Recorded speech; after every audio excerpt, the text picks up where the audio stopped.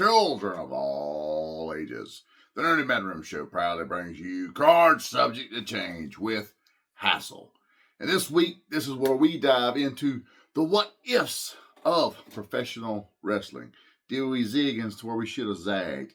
And this week, we're going to go with one that I've often theorized about. What if Owen Hart had actually won the WWF Championship in 1994?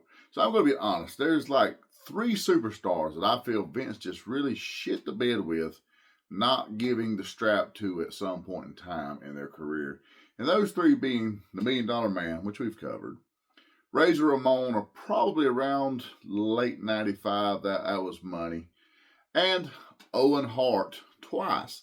Once in 94 during his feud with Bret, because at the time he was one of the most hated villains inside of the WWE, as well as again when he returned as the Black Heart in the tail end of 97 into the early 98, right after the Montreal screw job. That was just money. Him and Shawn were great in the ring. They put their differences aside. Vince would have done himself a huge box office to go ahead and let Owen take the strap off that problem child of Shawn Michaels, who goes on to be hurt 2 weeks later anyways. Then you got Owen and Austin at WrestleMania 14 for the belt. Much better matchup. Austin could have really got his moment versus what he wound up getting with Shawn. But that's neither here nor there. We're going to go back a few years. We're going into 1994. So for those of you who may not have the benefit of flash photography memory, Owen Hart had turned on his brother at the Royal Rumble, kicking his leg out of his leg after a match with the Steiner brothers for the Tag Team Championships. They would go on to begin a feud leading into WrestleMania 10. At WrestleMania 10, Owen would defeat his brother by submission. He wins the matchup there at in WrestleMania 10. And then later in the night, Bret goes on to beat Yokozuna to win the title. So this sets up the moment where Owen walks down to the ring. He gives him the look like, I just kicked your ass and here you are, the world champion. I want it. So this led to a match at SummerSlam 1994. A steel cage match for the WWF Championship. And that's where we're going to pick up here today, people. SummerSlam, August 29th, 1994. Owen Hart versus WWF Champion Bret Hitman Hart in a steel cage. Now, 98% of this match is going to stay just the same because, this is one of the best steel cage matches in the big blue steel cage that there ever was. It's a true hidden gem from 1994. If you haven't seen it, go back and watch it. In the closing moments, the Anvil attacks the Bulldog and slides Owen a pair of handcuffs. Owen blasts Bret with the handcuffs, and then he cuffs him to the bottom rope as he exits the door to become the new WWF champion. Afterwards, Owen and the Anvil would attack Bret inside the steel cage until Bulldog makes the save. The new champ and Anvil leave. On Raw, we get new champion Owen Hart and Jim the Anvil Neidhart coming down to the ring to be interviewed by none other than Jerry the King Lawler. The King was gold at an anti-Bret Hart promo or interview back during this time. Owen declares that Bret finally paid for holding him back for all these years. He not only did he win the King of the Ring in the summer, but now he beat Bret the Hitman Hart for the title, solidifying himself as the best brother. They want Bulldog to stay out of this. Then Bret's music screams across the arena as Bret comes down to the ring. You know, Owen, it'd be easy to cry about my former tag partner helping you last night with handcuffs. But the truth is, it's a steel cage match. There's no rules. I knew what I was getting into. And instead, congratulations, little brother. Winning the title is hard, little brother. Keeping it is the real challenge. Friends, foes, family, they'll all come gunning for you when it's all said at the end of the day. Even that guy standing right behind you there, which leads for Owen and Anvil to stare at one another. Just know I will fight my way back to the top. And when I get there, I still hope it's you holding the strap. We move on to Superstars. WWF Champion Owen Hart versus the All-American Lex Luger. We get a pretty solid matchup with tons of false finishes. Luger has the match in hand when Anvil distracts him, allowing Owen to get the win with a schoolboy and a handful of tights. That's right, Owen is going to continue to be a chicken shit heel. This is how he's going to make his run, because that was what really done it for them back then. He was capable, bell to bell, but he always used chicken shit underhand tactics to get the win because it made you want to hate him and make him lose even more. Owen Hart spends September and October as your typical chicken shit heel, stealing wins, retaining his WWF title left and right, proving that he is actually a cheating fighting champion, much like Ric Flair back in the day. It is announced that at Survivor Series, it will be WWF champion Owen Hart versus the British Bulldog Davey Boy Smith. Now, the build to the match makes Davey look like a true beast. Davey was massive back then, too. They play off the last Smith versus brother-in-law matchup where he won the Intercontinental Champion. Owen is quick to tell Bulldog, however, he's not Bret. He's better, and he loves the WWF title more than he loves family, so don't expect that same level of respect from him at the Survivor Series. At the Survivor Series, November 23rd, 1994, WWF Champion Owen Hart, the King of Hearts, with Jim the Anvil Neidhart in his corner versus the British Bulldog Davey Boy Smith. The whole family is on hand with Mother Helen and Sister Diana in tears ringside. We get a great 5-star Meltzer matchup here. Both men shine as Owen plays to his mother's sympathy more often throughout the match, going ringside and getting his mother worked up. The Anvil gets involved a few times. Luger comes down to run him off. Victory looks to be in the clutches of the British Bulldog's jaws when none other than Owen low blows Davey as the ref is distracted by Bruce. Owen locks on the sharpshooter to get the win and retain the title. Owen celebrates and mocks Davey and Diana. On Raw, we get tag matches. We get Bret the Hitman Hart, the British Bulldog, Lex Luger, and The Undertaker versus Owen Hart, The Anvil, Bob Backlund, who just beat Bret the Hitman Hart in a title match the night before, and Yokozuna. This makes the first time that Jim Cornette manages Owen, and Yoko and him and Owen tag up. A lot of stories here, a lot of feuds all in one matchup. Several teases of Bret and Owen throughout the match, but Owen always tags out each time. In the closing minutes of the match, Owen and Anvil attempt the heart attack on The Undertaker, who escapes. Owen and Anvil collide with one another, and The Undertaker capitalizes, hitting a tombstone piledriver on the WWF champion for the win. On Superstars, Owen with Jim Cornette, they're interviewed by HBK on the Heartbreak Hotel. Owen says Taker never pinned him last night as his shoulders were up. The Undertaker and Paul Bearer come down and challenge Hart for the WWF Championship, with Cornette saying there's no way in hell because they aren't the #1 contender. The next few weeks, Taker is a thorn in Owen's side, popping up everywhere at each event each week. Eventually, President Jack Tunney declares that next week on Raw, it will be The Undertaker versus Owen Hart for the WWF Championship. On Raw, December, the Christmas episode, we get The Undertaker versus Owen Hart with Jim Cornette, with a title on the line. Owen plays cat and mouse with The Undertaker, doing a lot of running, trying to get away, but eventually Taker gets his hands on the champ, and he goes to town on Owen Hart. Mr. Fuji and Yokozuna make their way ringside eventually, taunting The Undertaker from ringside, allowing Owen to fight back. In the closing minutes of the match, the ref is distracted by Fuji. Taker plants Owen with a tombstone piledriver. By this point, Jim Cornette blasts The Undertaker with the loaded tennis racket, but The Undertaker just shakes it off, staring at Jim Cornette. With the ref still arguing with Mr. Fuji, Yokozuna Samoan drops The Undertaker, drags Owen on top of him. The ref is released, and we get the 1, 2, 3. Owen steals the win over The Undertaker.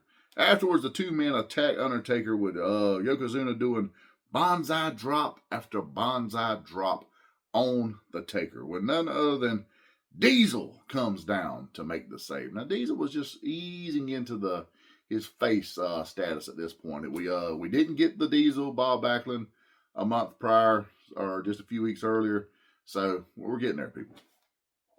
On Superstars, it is announced by Jack Tunney that at the Royal Rumble, it will be The Undertaker versus Yokozuna in a casket match, as well as WWF Champion Owen Hart defending his title against Diesel.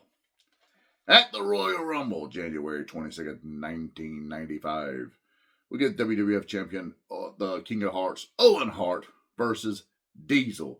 Now, Owen is laughing at Diesel, saying the rookie is not even in his league. He's about to be taken to the dungeon school in this matchup right here. The ref rings the bell, and we get the 8-second Bob Backlund finish on Owen. That's right, people. Diesel just won the WWF title, and Owen is in disbelief, losing the title in record time.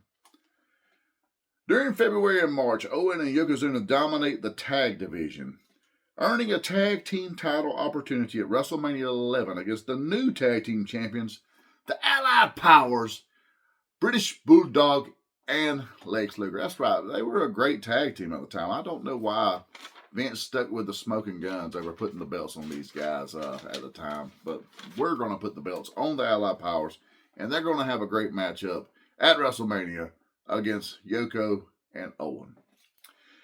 WrestleMania 11, April 2nd, 1995. We get our tag team title match with the Allied Powers versus Owen and Yoko. Fun old school matchup here as Yoko matches power with the Bulldog and Luger, while Owen is the speed and the high flyer. Tons of outside shenanigans from Mr. Fuji and Cornette. Ultimately, Owen and Yoko pick up the win and the titles when Luger and Smith have a miscommunication in the ring. Throughout April and May, Owen and Yoko pick up wins over the Smoking Guns, the Allied Powers, Razor Ramon, and the 1-2-3 Kid. This sets up a match at the King of the Ring with Intercontinental Champion Razor Ramon and Owen for the belt. At the King of the Ring, June 25th, 1995. We get Intercontinental Champion Razor Ramon with the 1-2-3 Kid versus Owen Hart with Jim Cornette. Great 4-star matchup as they had great chemistry at the time. Tons of false finishes. On the outside, though, Jim Cornette, the Kid keeps Jim Cornette at bay. Every time Cornette gets involved, the Kid is there to stop him. Both men show that they are top players in the new generation. When Jim attempts to use the loaded racket on Ramon, who is setting up for the Razor's Edge, the Kid takes it away, but then he blasts Razor Ramon in the back, allowing Owen Hart to roll up Razor for the 1-2-3 and new Intercontinental Champion, King of Heart, Owen Hart. As the Kid makes his way back up the aisle, he is met by none other than the $1 Million Man, because everybody has a price, as he has a bag full of cash, and the Kid has just joined the $1 Million Corporation. That was a big stable in 95. Actually, I really dug it. On Raw, Owen is bragging about to the world about being a double champion, as he is now the Intercontinental Champion and one half of the Tag Team Champions. He and Yokozuna are unstoppable. When out comes Shawn Michaels declaring that without the Kid stabbing Razor in the back last night, he'd have lost that match. So how about it tonight? HBK challenging for the Intercontinental strap. Owen in his pride, he agrees. In the main event, we get Shawn Michaels versus Intercontinental Champion Owen Hart with Camp Cornette. That's right, he's got everybody ringside, people. 6-star matchup between these two guys right here. Tons of fast-paced, high-flying action. In the closing minutes, however, Mr. Fuji throws powder in Shawn's eyes, allowing Owen to roll him up with a handful of tights for the 1-2-3 and the victory, retaining the title. Afterwards, Owen and Yoko, they jump Shawn when down comes Diesel, the WWF champion, to make the save, running the tag champs off. Next week on Raw, WWF champion Diesel with HBK come out, and they're interviewed by No, they're interviewed by Vince McMahon, people. Come on, it's Shawn Michaels. Diesel says that he went to President Jack Tunney and In Your House 2, it is going to be the tag team champions Owen Hart and Yokozuna defending their titles versus the two dudes with attitudes. At In Your House 2, July 23rd, 1995. We get our tag team title main event with all four men in the ring. The two dudes with attitudes, they do look pretty good as Diesel and Yoko, they start the match off, squaring off nose to nose.